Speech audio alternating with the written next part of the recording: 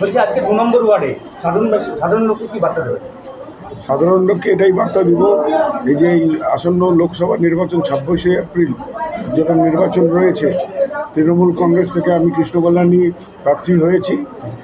কেননা যে হিসাবে মমতা বন্দ্যোপাধ্যায় পশ্চিমবঙ্গে জুড়ে উন্নয়নের বন্যা বইয়ে দিয়েছেন, 74টা প্রকল্প সাধারণ মানুষকে উপহার দিয়েছেন, যেটাতে সাধারণ মানুষ সরাসরি উপকৃত হচ্ছে। তো উন্নয়নের নিরিখে পশ্চিমবঙ্গে কোনো যদি একটা দল কাজ করে থাকে, তার নাম হচ্ছে তৃণমূল কংগ্রেস আর তৃণমূল কংগ্রেস। ভোটের ময়দানে যখন আমরা নামি, তখন অন্য দলকে আমরা দেখতে পারি সারা বছর তারা কিন্তু নিখোঁজ হয়ে থাকেন। এখন ভোটের যখন ডঙ্কা বেজেছে, তখন বিজেপি বলুন, কংগ্রেস বলুন, সিপিএম আসছে, কিন্তু সারা বছর আপনারা দেখবেন প্রতিনিয়ত তৃণমূল কংগ্রেসের কর্মীরা, জনপ্রতিনিধিরা আম জনতার জন্য কাজ করছে। আর পশ্চিমবঙ্গের যে উন্নয়ন হয়েছে, যে পশ্চিমবঙ্গের যে 74টা প্রকল্প মমতা বন্দ্যোপাধ্যায় উপহার দিয়েছেন, সেই উন্নয়নের জোয়ার যে বইয়ে দিচ্ছেন, সেই বার্তাটাই এলাকাবাসীকে দিব আর নিজের জন্য ভোট চাই।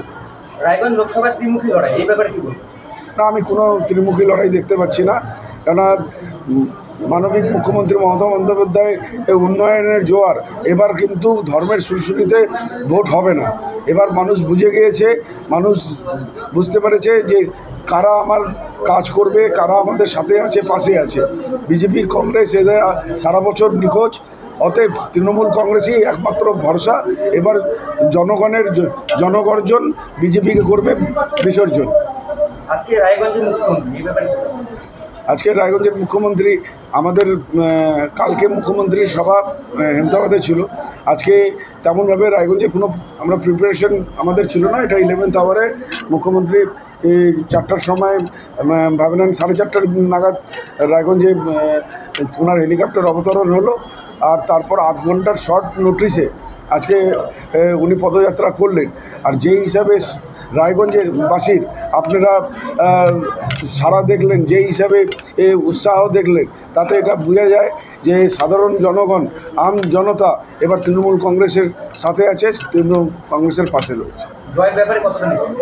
100% জয়ের ব্যাপারে নিশ্চিত, কারণ আমরা সারা বছর কাজ করেছি। তো অতএব কাজের ফল হবে।